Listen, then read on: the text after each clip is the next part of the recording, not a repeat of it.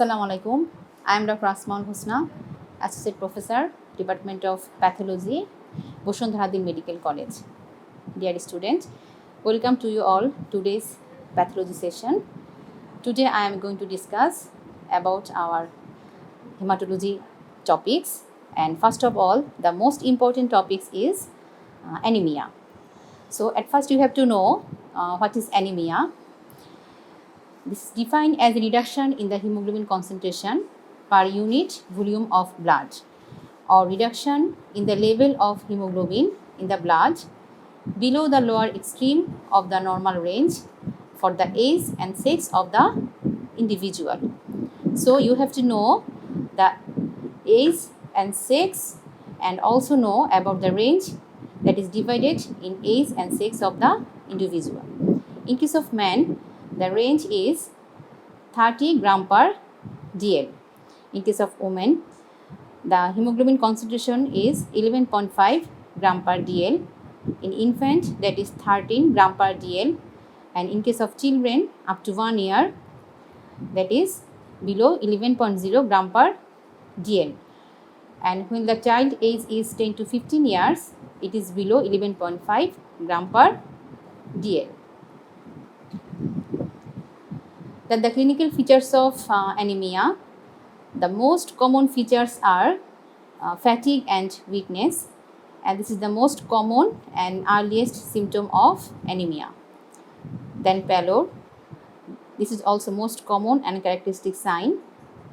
And in case of CVS, we will find the patient has dyspnea on exertion, and also there are presence of palpitation. In case of fatigue and weakness, the patient may complain tiredness, lassitude, easy fatigability, and generalized muscular weakness. And the pallor, it may be seen in the skin, nail beds, mucous membrane, and conjunctiva. And the character of the pallor of the skin may be influenced by the nature of the disorder that causing the anemia.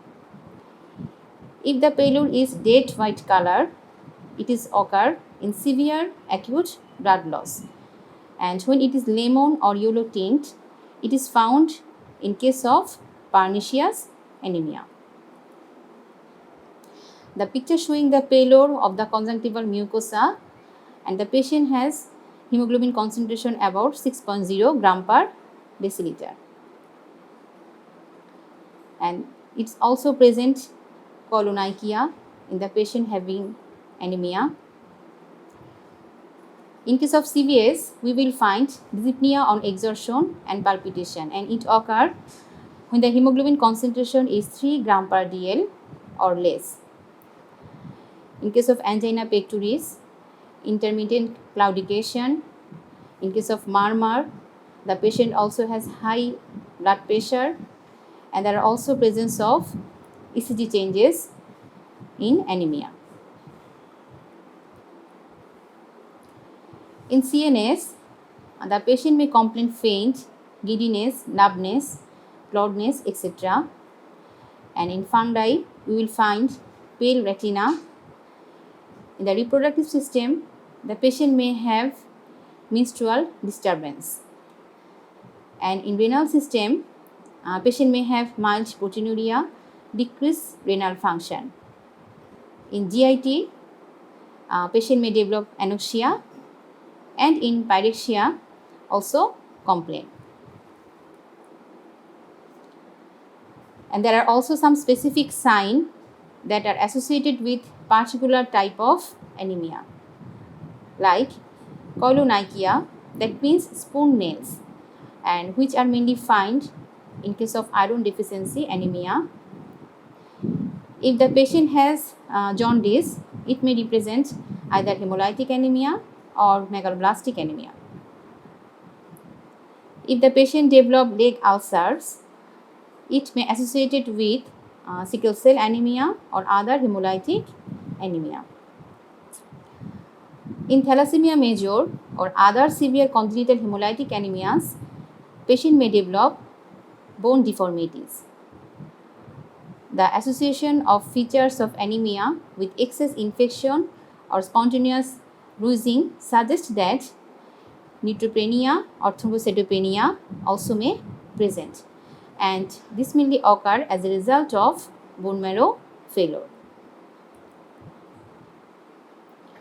Now come the classification of anemia. The anemia may be pathogenic or etiological classification.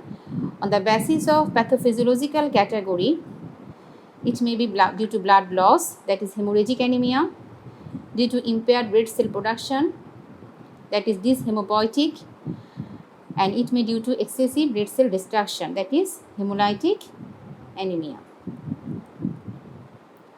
And the morphological classification of the anemia, that is based on RBC indices, that is MCV, MCH and MCHC. When the patient reduced the mean corpuscular volume, mean corpuscular hemoglobin concentration and mean corpuscular hemoglobin, patient may develop microcytic hyperchromic anemia. That means in case of microcytic hyperchromic anemia, the MCV, MCH and MCHC concentration are reduced. In case of normocytic normochromic anemia, there are normal value of MCV, MCHC and MCH level. In macrocytic anemia, there are increased MCV, that is more than 96 femtoliter.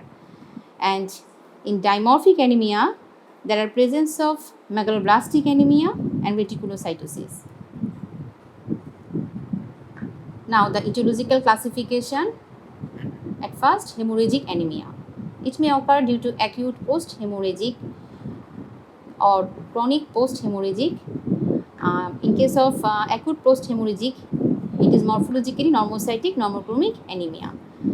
But when it is chronic post-hemorrhagic, morphologically, it is due to microcytic hypochromic anemia. And in microcytic hyperchromic anemia, the most important cause is iron deficiency anemia. Number 2, impaired red cell production or dyshemopoietic anemia. Why it is occur? It may occur due to inadequate supply of nutrients that is essential for the electropoiesis. So it is also called deficiency anemia. The deficiency anemia also can classified into following category, that is iron deficiency anemia, vitamin B12 deficiency anemia, folic acid deficiency anemia, protein calorie malnutrition and other. It may occur also due to repression of the hemopoietic activity, that is marrow failure, and it is happen. There are some association with chronic disorder such as infection, connective tissue disorder, inflammatory disorder and disseminated malignancy. Anemia also associated with renal failure, aplastic anemia, and the anemia due to replacement of marrow infiltration by leukemia, lymphoma, myeloproliferative disorder, multiple myeloma and myelodysplastic disorder. And lastly, there are excessive red cell destruction, that is hemolytic anemia, and this hemolytic anemia also can classify into two categories, that is intercorpuscular hemolytic anemia and extracorpuscular hemolytic anemia. And due to intercorpuscular hemolytic anemia, there are some intrinsic mechanism. It may occur due to congenital abnormality, and in congenital abnormality there may be membrane defect, enzyme defect, and in membrane defect it may be due to hereditary spherocytosis, hereditary eleptocytosis, hereditary xerocytosis and hydrocytosis.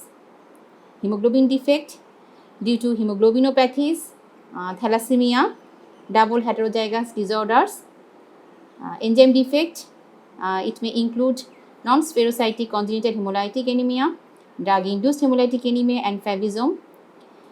And in acquired condition, the anemia may develop due to paroxysmal nocturnal hemoglobinuria. There are some extracorpuscular or extrinsic mechanism. It may include acquired. In acquired, there are immune mechanism, autoimmune acquired hemolytic anemia, which may be due to idiopathic or secondary or warm antibody and cold antibody. And there are hemolytic disease of newborn, incompatible blood transfusion, and drug-induced hemolytic anemia. Then the non-immune mechanism that may include mechanical hemolytic anemia, which occur due to cardiac hemolytic anemia, microangiopathic hemolytic anemia, and marked hemoglobinuria.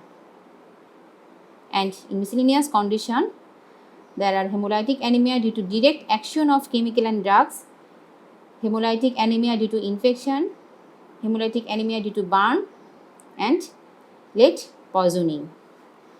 That's all about the classification of the anemia. Inshallah, in our next class, I will discuss about the morphological variant of anemia. Till then, Allah Hafiz.